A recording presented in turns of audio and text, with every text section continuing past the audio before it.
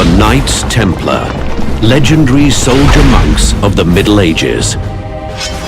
Warriors of God. Holy men, devilish fighters, sworn to poverty, but richer than kings. Legend says they guarded the greatest relic in Christendom, the Holy Grail. A treasure so priceless, it gave them unrivaled power. Yet at their height, the Templars are destroyed and their fortune vanishes. Who were the Knights Templar? And can the true secret of their power be revealed today?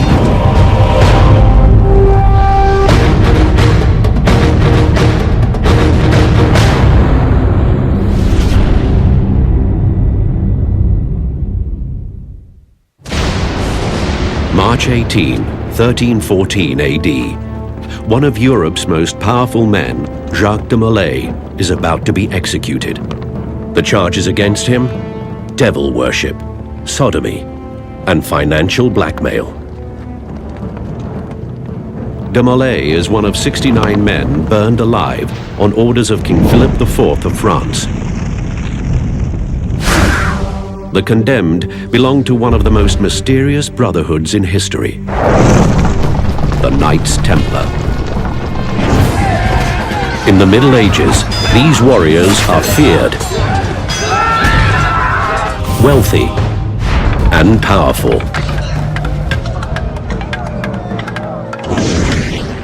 But in 1307, that reign comes to an end.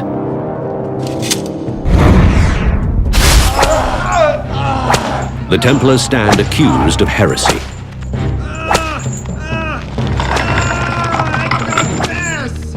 Under intense interrogation, they crack and confess.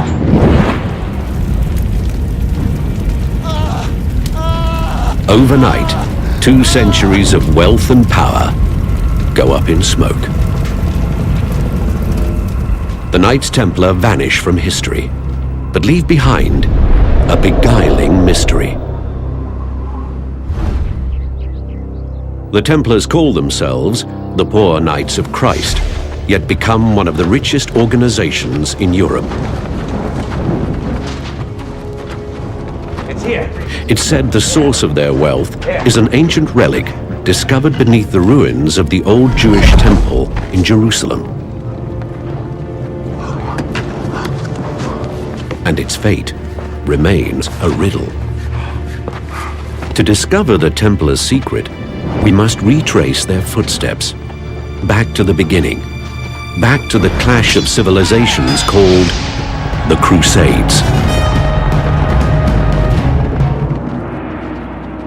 1096 AD, an army of European knights marches thousands of miles to the region they call the Holy Land. Muslim states dominate the Middle East and a region that stretches from Persia to Spain. Pope Urban II calls for a holy war to liberate Christianity's most sacred city, Jerusalem.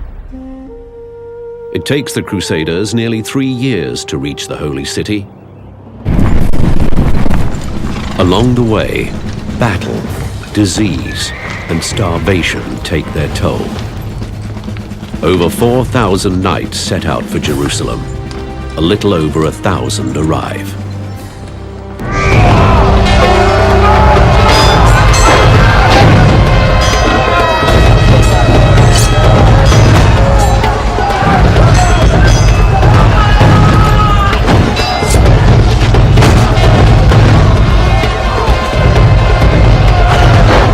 July 1099.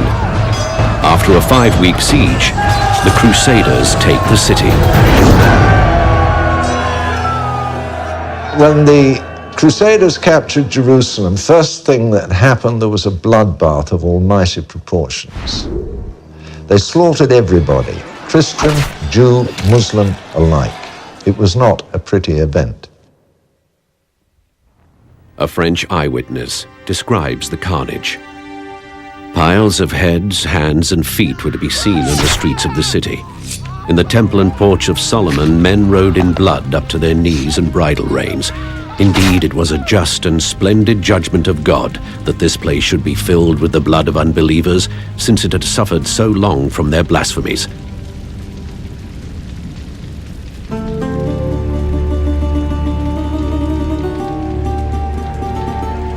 To rule the new kingdom of Jerusalem, the Crusaders choose from their own ranks.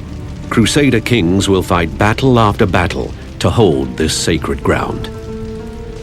In 1118, they choose their third leader and name him King Baldwin II.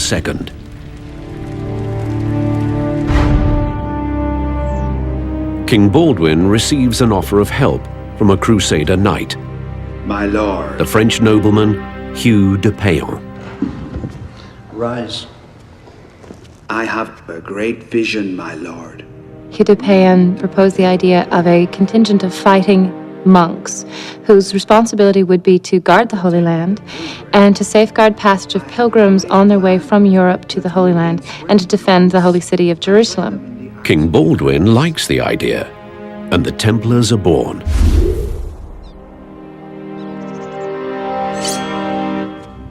Thou art a knight of the Temple.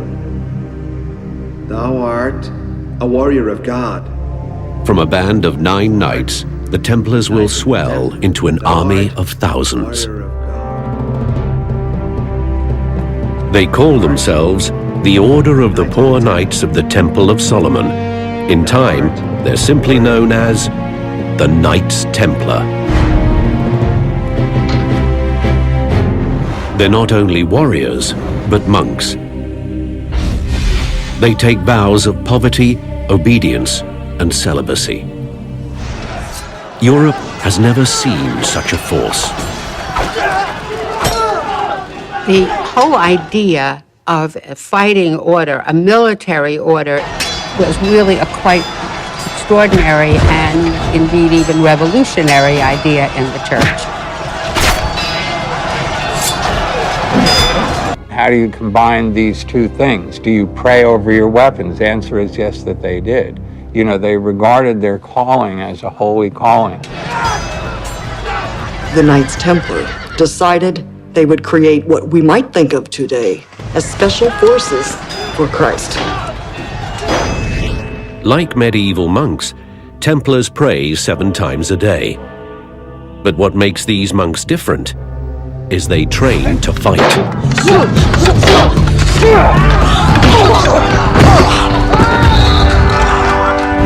Your first defense is your sword. I guarantee you, you lose this, you will lose your life. When we cut, we keep going, we do not stop. Is everyone ready? Between those two military orders, you had an extremely efficient, highly disciplined, superbly equipped standing army. Small in number, but incredibly, they packed one hell of a punch. The Templars crush the Muslims at the siege of Ascalon in 1153, the Battle of Mortgizard in 1177,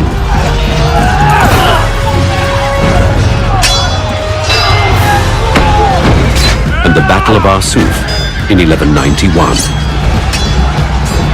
They seem invincible.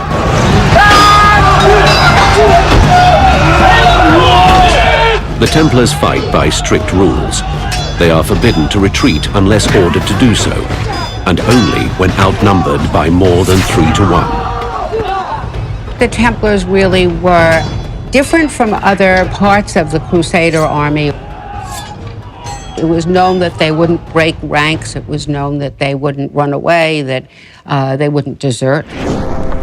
The Templars' Red Cross stands for martyrdom, death in battle is glorious.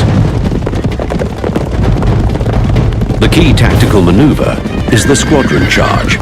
A small group of knights attacks head-on a tightly packed wedge. Their goal? To break the enemy line and scatter the enemy to the right and left. The charge is reckless, terrifying, magnificent.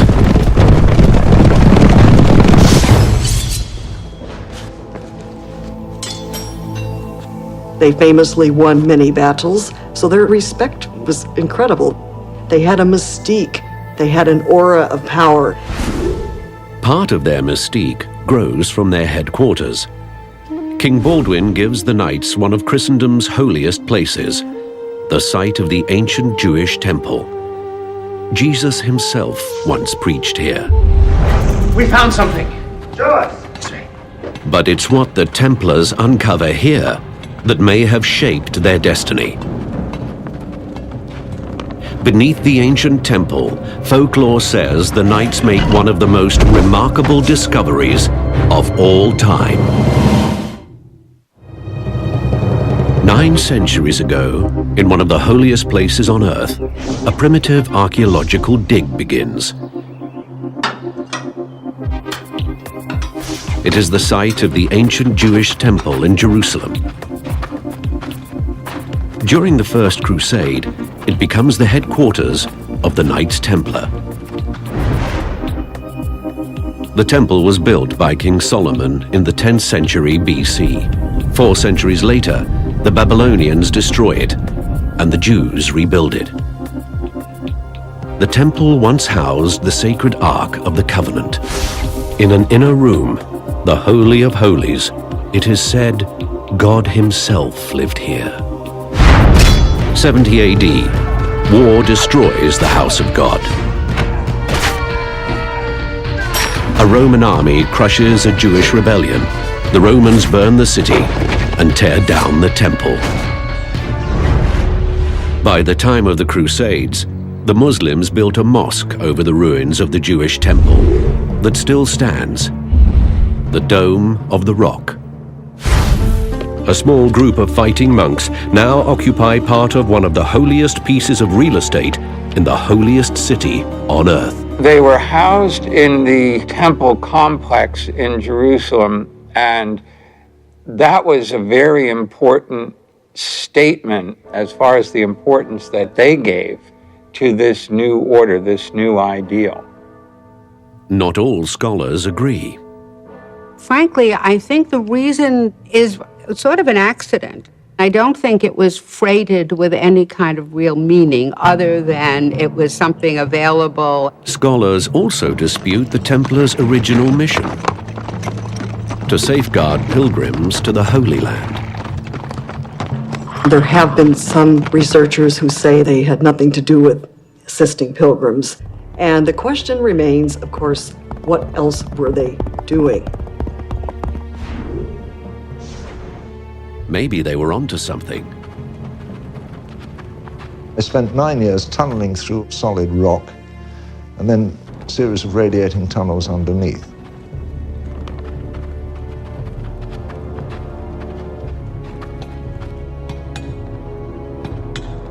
What they discovered down there has been a matter of intense speculation ever since.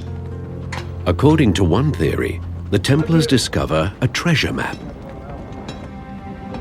The map is actually a scroll etched in copper, detailing the exact hiding place of the treasures of the Jewish temple.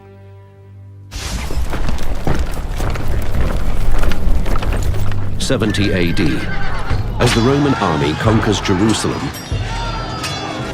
Jewish rebels hide the treasures of the temple throughout the Holy Land. To recover them, they leave directions, etched in copper, to last forever. For centuries, the scroll's very existence is unknown. Then, in 1947, a Bedouin shepherd looking for a stray sheep makes an electrifying discovery. Ancient scrolls, nearly 2,000 years old, some of the oldest Jewish texts ever found. The Dead Sea Scrolls. When the Dead Sea Scrolls were discovered, amongst them was one called the Copper Scroll. And it listed a series of sites throughout what we would now call the Holy Land, where temple treasures had been buried for safekeeping prior to the Roman destruction of the temple. In the 1950s, a British archaeologist follows the clues etched on the Copper Scroll. He finds no Jewish treasure, but learns a previous expedition discovered something just as tantalizing. Clues that someone may have beaten him to it. Medieval spurs fragments of swords, and a Templar cross, artifacts associated with the Knights Templar. We found something! Show us! Lead on! It was definitely found that the Knights Templar of the 12th century were there, but there's no evidence as to precisely what they were doing. Or what they found. Here. This is it. Here. Here. Legends say within the very ruins of the temple, the copper scroll led them to one of Christendom's most sought-after treasures, the Holy Grail.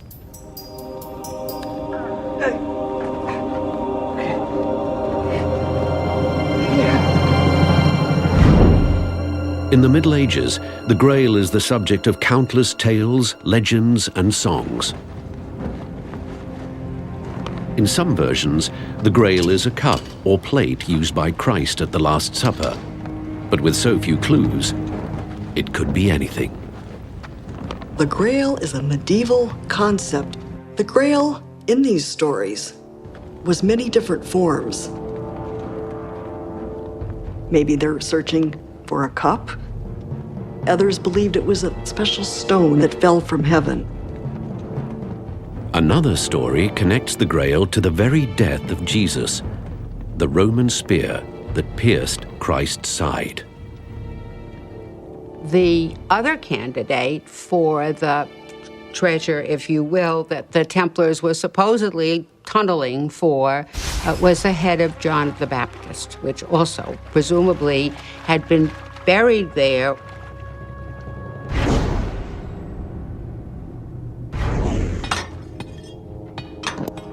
The most controversial theory suggests the treasure the Templars found may have been records of the descendants of Christ.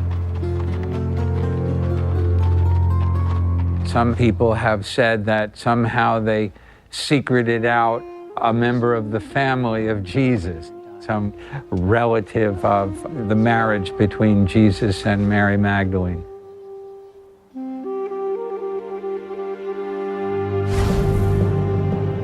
By this theory, the Latin words for Holy Grail, Sang Grael, are really a mistranslation of two different words, Sang Real, or royal blood. Under this theory, Jesus married and had children, and those offspring were the secret of the Grail. There are conspiracy theories, of course, everywhere, so often surrounding the Grail. And surrounding Jesus as well, the story that Jesus and Mary Magdalene were surely married. I happen to think it's false, but it's perfectly reasonable. But the royal blood theory makes more sense than a relic being the source of Templar power. Proving Jesus had married and had children would shake the very foundation of Christianity and threaten the entire power structure of medieval Europe.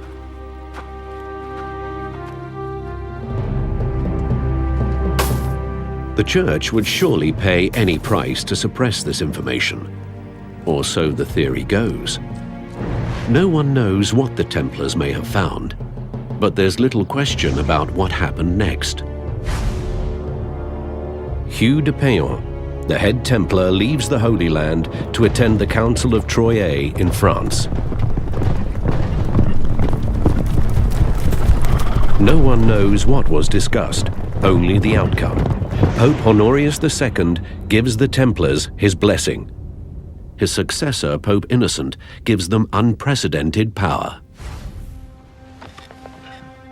The Templars now enjoy immunity from the laws, regulations, and taxes of every nation.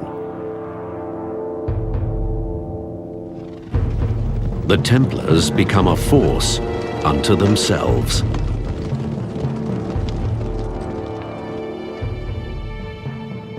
The Templars' mysterious new power gives rise to many conspiracy theories.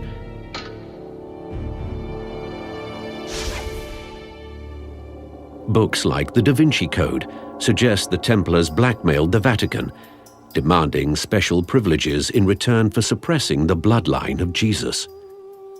But most scholars simply ascribe their sudden success to good connections.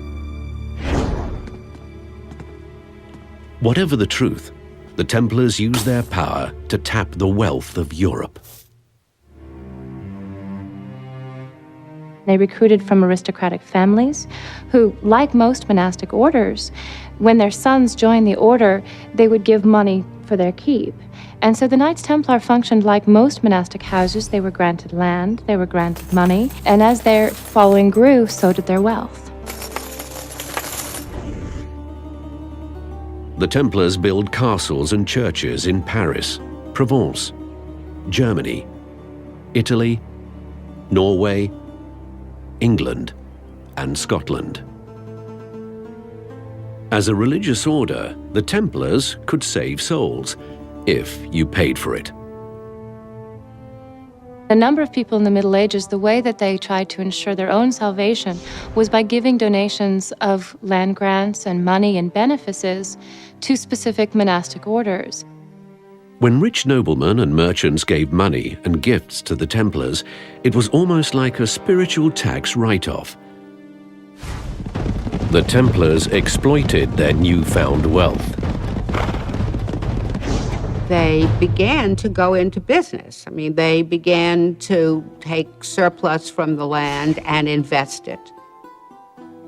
Crops from Templar lands were sold for cash. Templar timber was turned into Templar ships that carried paying pilgrims to the Holy Land. The ships returned with exotic goods to be sold at steep profits. It was quite an extensive empire, leading some experts to say the Knights Templar was perhaps the first multinational corporation. Evidence of their financial clout and influence still stands today.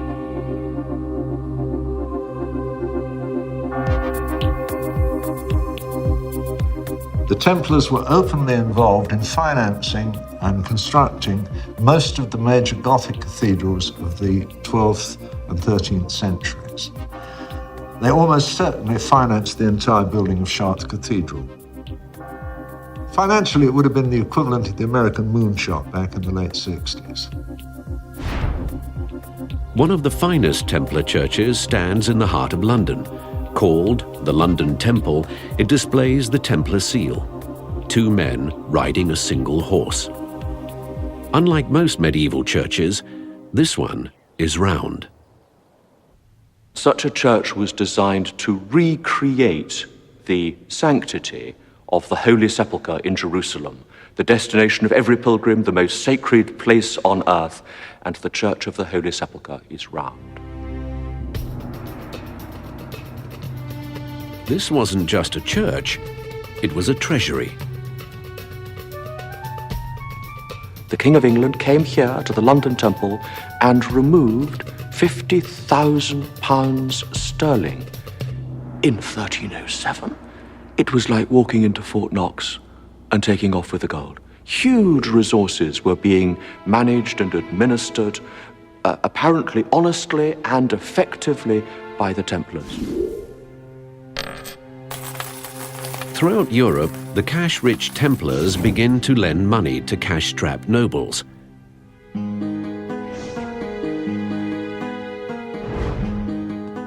The Templars had an edge over other Christian lenders. They could charge interest. In Europe in the Middle Ages, very few people were allowed to transact with money because it was supposedly a sin, simony and usury, to lend money at an interest. The Templars may have created the idea of the check and the line of credit. Pilgrims traveling to the Holy Land or other places would deposit money in a local Templar treasury. In return, a receipt showing the amount deposited. You would finally make it to your destination. You would then cash in what amounts to a medieval traveler's check concept. This was like an early letter of credit. Convenient, but costly. The Templars charged up to 10% for this service. The Templars vowed themselves to a life of poverty, but that didn't seem to affect their bottom line.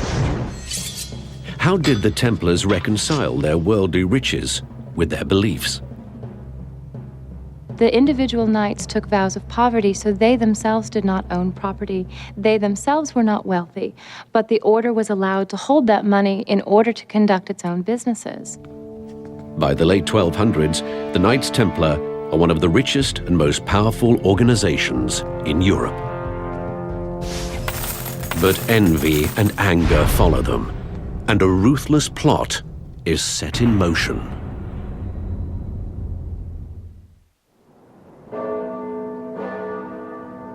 The Knights Templar is one of the most powerful organizations in Europe. But there's trouble ahead. The Crusades made the Knights Templar, and the Crusades are about to destroy the Knights Templar.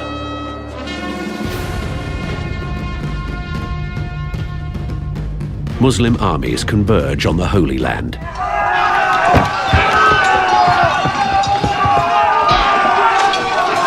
After 2 centuries of warfare, Muslims are newly united under the Egyptian sultans. Support for the Crusades dwindles back in Europe. The Crusades, over a period of time, became more expensive and in both life and resources for Europe, and began to look less and less like the kind of thing that would work in the long run.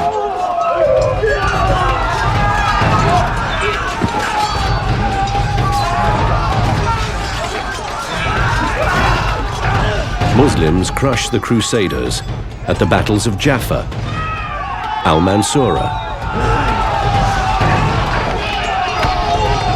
and the siege of Safed.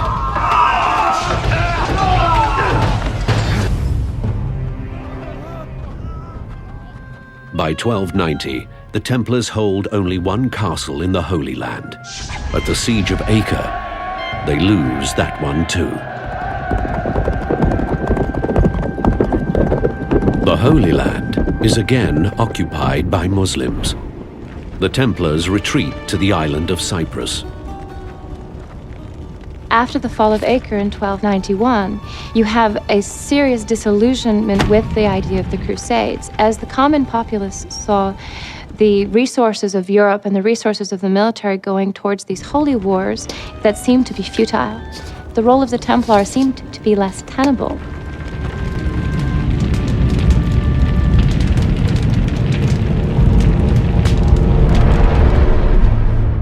The Order's fate lies with a new leader, the French nobleman Jacques de Molay. He lobbies for a new crusade launched from Cyprus, but to no avail. 1307, de Molay arrives at the Paris headquarters of the Knights Templar. He was asked to come to France by Pope Clement V in order to reassess their finances and in order to discuss their future endeavors. And it just happened that he showed up in France at a time when Philip IV, Philip the Fair, was experiencing a great deal of economic hardship. Philip is known as the Fair for his handsome looks, but he's accumulated huge debts. His wars with England have put France in hock. His biggest creditor is none other than the Knights Templar. Guy?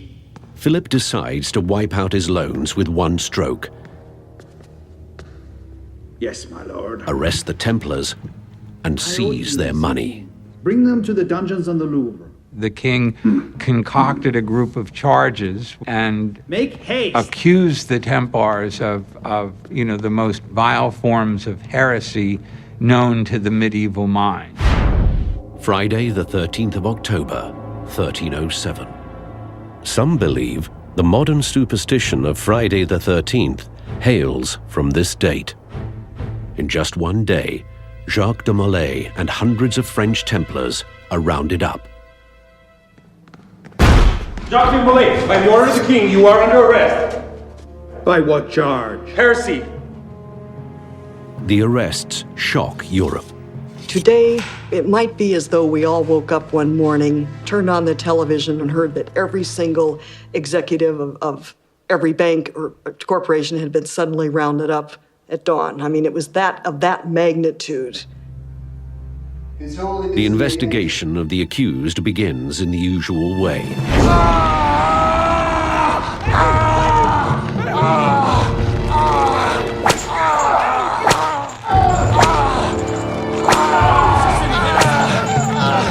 I've committed no sin. Confess! Torture isn't the penalty for crime.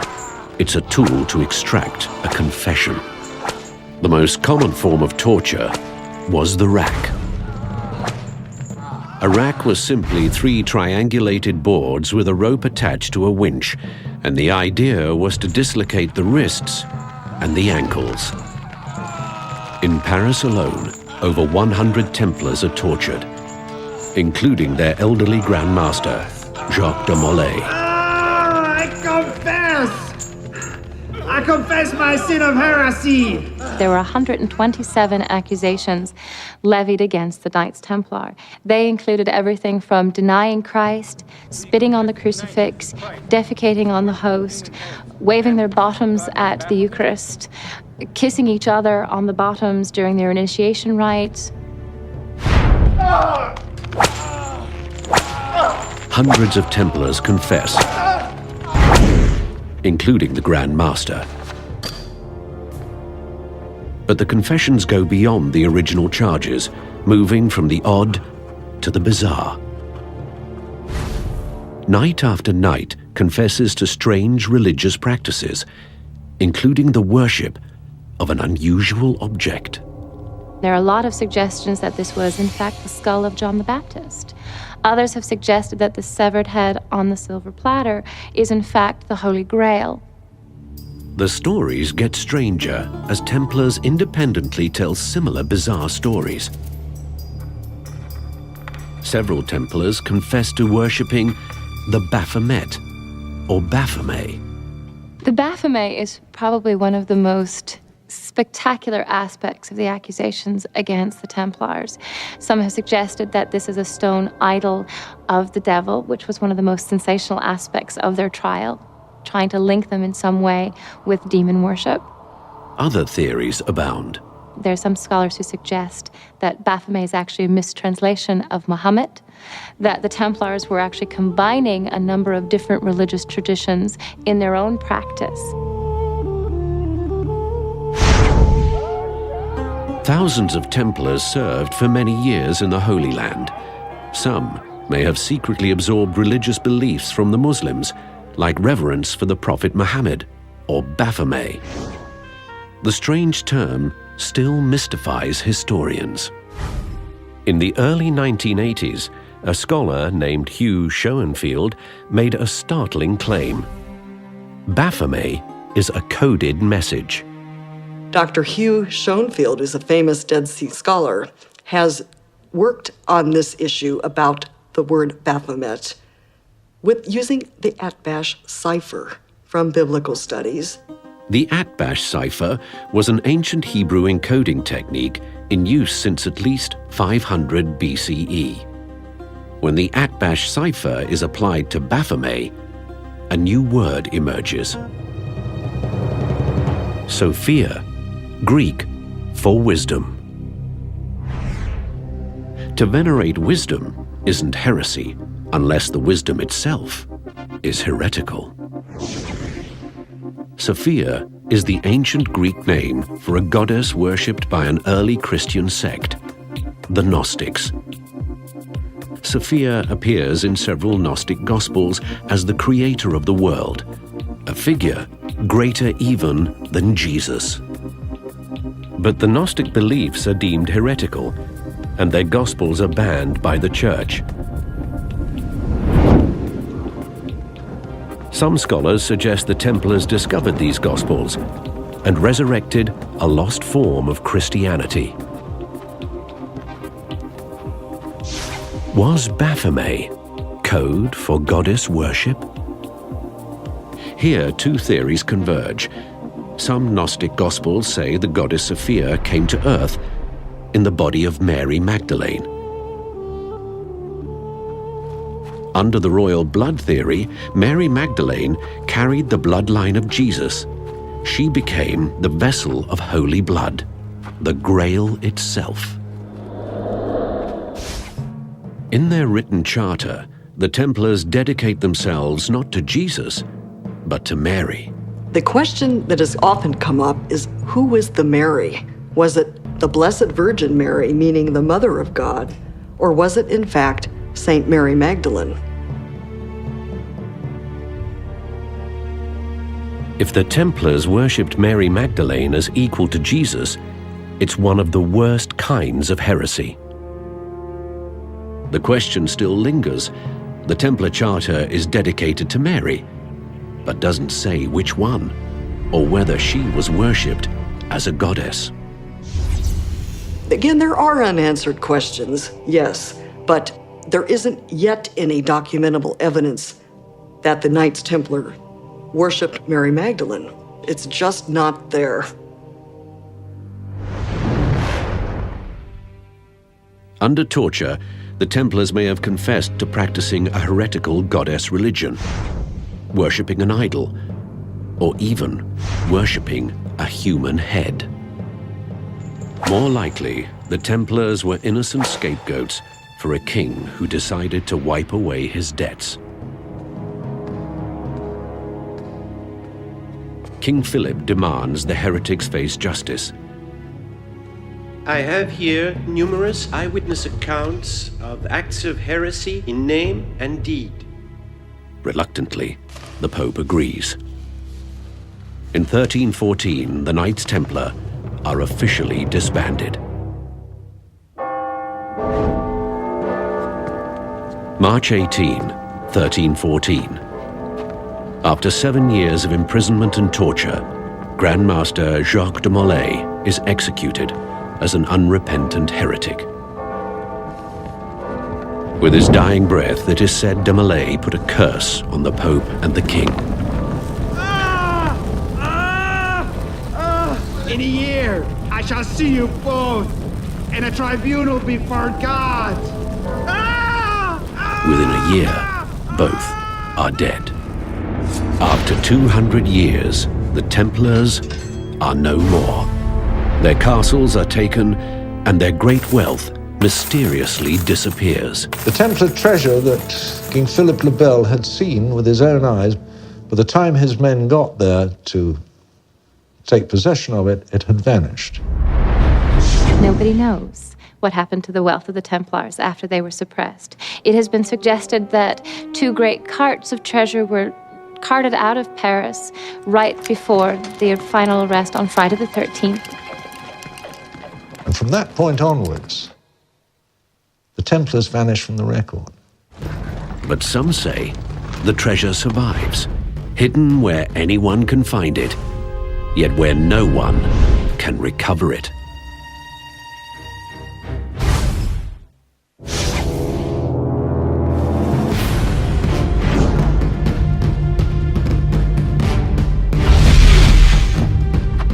(1314), Jacques de Molay, Grand Master of the Knights Templar, is burned at the stake as a heretic.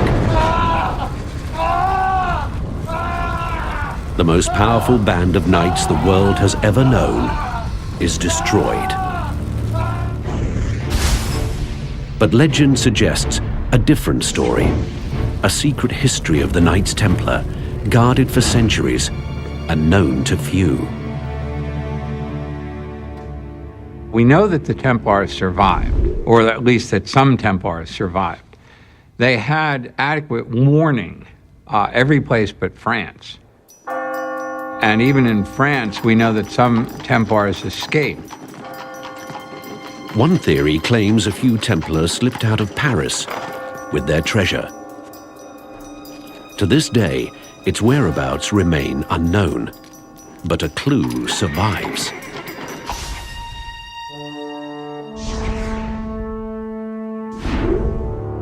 This is Rosslyn Chapel near Edinburgh, Scotland. In the thriller The Da Vinci Code, the chapel appears as one of the key clues to the hiding place of the Holy Grail. A medieval church and a lost treasure may be linked by one man. Rosslyn Chapel, this magnificent building, was built in 1446 by William Sinclair. Sir William Sinclair is an enigmatic figure. Though he built the chapel almost 150 years after the Templars were officially disbanded, it has a tremendous amount of Templar symbolism. Two riders on a single horse is a symbol of the Templars. It appears in Rosslyn. As does the Templar seal, the Lamb of God holding a cross. Throughout the chapel, mysterious engravings, symbols, signs, faces. Encoded very cleverly within its artwork are little triggers that say, look closer, there are hidden messages here. The predominant floor plan for medieval churches was the shape of the cross, but Rosslyn's design appears to be modelled after another famous structure.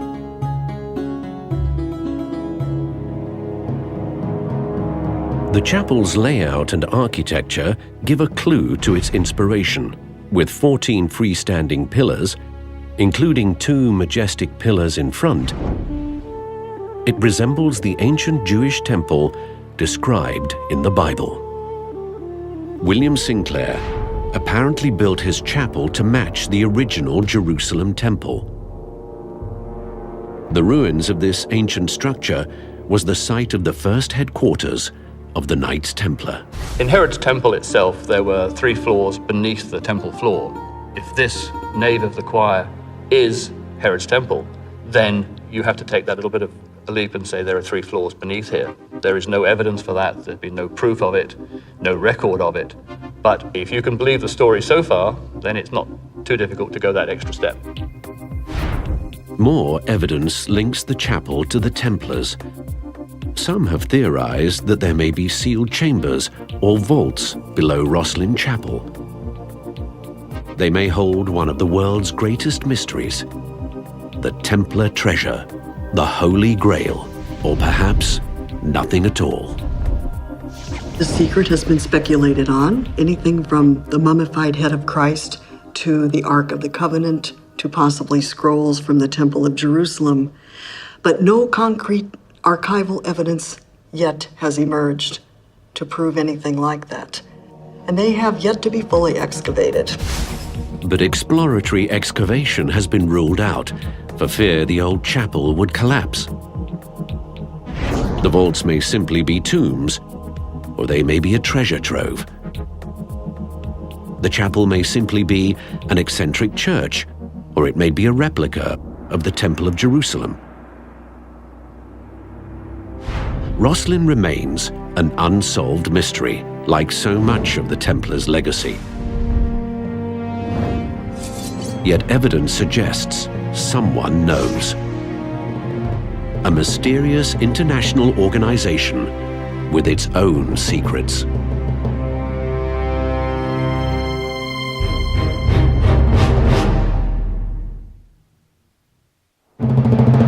Some claim the fabulous treasure of the Knights Templar is just waiting to be dug up. Skeptics say the fortune doesn't exist. Others say the treasure is closely guarded by modern Templars. The Knight Templars have always existed. I think probably you'll find that they never actually ceased to exist. They just went underground. Some believe they flourished for centuries in a brotherhood as powerful as it is secret. Clues to its identity lie in plain sight in Rosslyn Chapel. In the Lady Chapel behind me, we have carvings which are at the bottom of the niches of the statue holders. And these have hand positionings which are quite significant. The hand on the chest, or the feet splayed out, hands on knees. All signs of the Freemasons, one of the largest and oldest fraternal organizations in the world. everything about them is shrouded in mystery. The Freemasons say they were formed in London in 1717. Others say their lineage stretches back to ancient Egypt. 14 American presidents have been Freemasons. Many of the founding fathers, including George Washington, were Freemasons. The Freemasons keep their rituals secret, but over the years, illustrations and descriptions have leaked out. They show an uncanny resemblance to the Knights Templar. Nowhere is that connection more clear than on the walls of Rosslyn Chapel. A figure wearing the distinctive cross of a Templar holds a rope tied around the neck of a blindfolded man. Nearly identical to the Freemasons' initiation ritual. Other similarities abound. A Freemason ritual describes the excavation of the ancient Jewish temple, the first headquarters of the Knights Templar.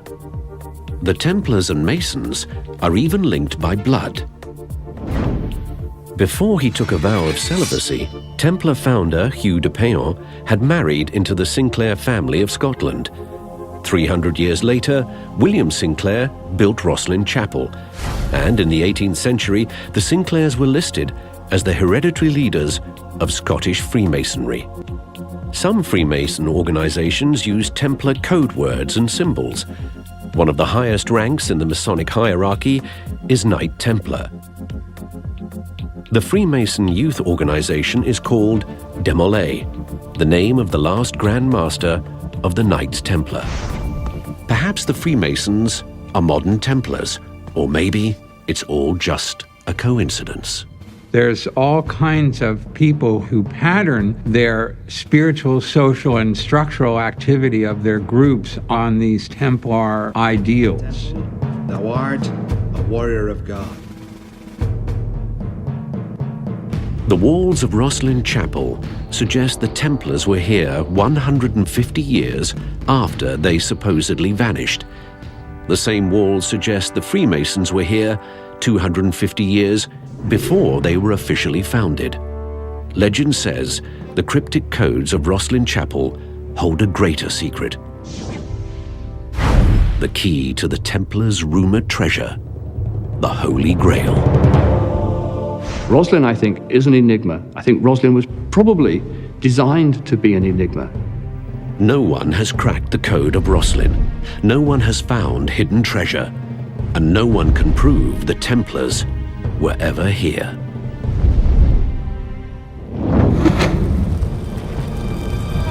"700 years after their demise, the Knights Templar remain a mystery. Their secrets still hidden, their codes unbroken. Some say there's nothing to find. They found no great secret on the Temple Mount. They bequeathed no great secret to the Masons. The Templars were monks who were knights, but that was the limit of their mystery. What we do know is that the Knights Templar were the holiest warriors in Christendom, yet they were punished for heresy. They were shrewd and innovative businessmen, but their methods created powerful enemies. They were fabulously wealthy, but their fortune disappeared with them. They were rumored to possess an explosive secret, and there is a cottage industry of conspiracy theorists and best-selling novels that question if that secret is still guarded today. The answer is we simply don't know. No matter what anyone tells you, we simply do not know. There is always going to be a secret of the Templars because so little is known about their fate. And as long as that past remains shrouded in mystery, there will always be secrets to find. The Knights Templar had a secret, that much we know. But would it still be as earth-shaking today? We may never know. 700 years after the Templars disappeared, their elusive secret is just as enticing. And it is that mystery that may allow the legend of the Knights Templar to live forever.